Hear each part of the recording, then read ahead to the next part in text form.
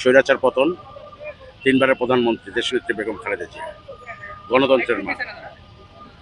তাকে শেখ হাসিনা 2008 সালে ক্ষমতায় আসার পর থেকেই বিএনপি এবং বেগম জিয়াকে নিঃস্ব করে দেওয়ার জন্য যে পরিকল্পনা সুপরিকল্পিতভাবে পরিকল্পনা করেছিল, সেই পরিকল্পনার অংশ হিসাবে 2010 সালের 14ই নভেম্বর তাকে ক্যান্টনমেন্টের বাসা থেকে মেজর আব্দুল মমিন, যিনি বর্তমানে ইউনাইটেড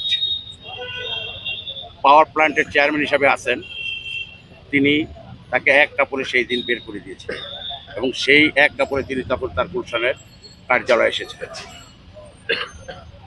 এই অসুস্থতার পর ইউনাইটেড হাসপাতালেও তাকে চিকিৎসা নিতে দেয়নি, এই জেনারেল মবিন। বাংলাদেশের আগামী 100 বছরেও বেগম জিয়ার মতো এরকম একটা দেশপ্রেমিক আসবে না, যার অবদান ছিল দলমত নির্বিশেষে দেশের জন্য। একটা মিনিটের জন্য যিনি বাংলাদেশ থেকে বিদেশে যায়নি, ঠিক, যার সব সময় যে কথাটা ছিল যে বিদেশে আমার বন্ধু আছে, কোনো প্রভু নেই, সে বাংলাদেশেই থেকে গেছে। আপনাদের হয়তো বা স্মরণ আছে, তার মামলা চলাকালীন, যে মামলায় তাকে মিথ্যায় সাজা দিয়েছিল, সেই মামলা চলাকালীন অবস্থায় এবং রায় হওয়ার আগ মুহূর্তে তিনি লন্ডন গেছিলেন এবং সেই সময় ওবায়দুল কাদের শেখ হাসিনা বলেছিল পালিয়েছে, আর দেশে ফিরবে না, ছেলেকে আগে পাঠিয়েছে, মা পরে আসছে।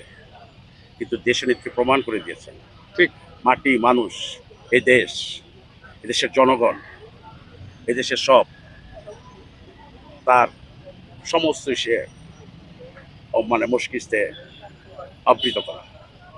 তারা স্বামী শহীদ প্রেসিডেন্ট জিয়াউর রহমান, এদেশে বহুদলীয় গণতন্ত্র আছে। আজকে যদি বাংলাদেশে যদি সেই দিনের বাকশালকে যদি জিয়াউর রহমান পরিবর্তন না করতো, আজকের এই 2026 সালেও সেই বাকশালই থাকতো, ঠিক। আজকের এত টেলিভিশন, আজকের এত সংবাদপত্র, আজকের মানুষের কথা বলার স্বাধীনতা, বহুদলীয় গণতন্ত্রের স্বাধীনতা সেই শহীদ প্রেসিডেন্ট জিয়াউর রহমান দিয়েছিলেন। তাকে আরো উন্নত সাধনের জন্য বাংলাদেশের সংসদীয় গণতন্ত্রের প্রবর্তক এই দেশনেত্রী বেগম খালেদা জিয়া। বাংলাদেশের মুক্তিযোদ্ধা বিষয়ক মন্ত্রণালয় এই বেগম খালেদা জিয়া, বাংলাদেশের প্রবাসী কল্যাণ মন্ত্রণালয় এই বেগম খালেদা জিয়া, বাংলাদেশের অধিকাংশ মন্ত্রণালয়গুলো বেগম খালেদা জিয়া এবং জিয়াউর রহমানের শাসনামলেই সৃষ্টি হওয়া। ইনশাল্লাহ আপনারা দোয়া করেন দেশনেত্রী বেগম খালেদার জন্য। সবার কাছে, সকল ধর্ম, সকল বর্ণ, সকল জাতি, একটাই কথা, যে যার ধর্ম থেকে আমাদের এই দেশনেত্রীর জন্য একটু প্রার্থনা করুন।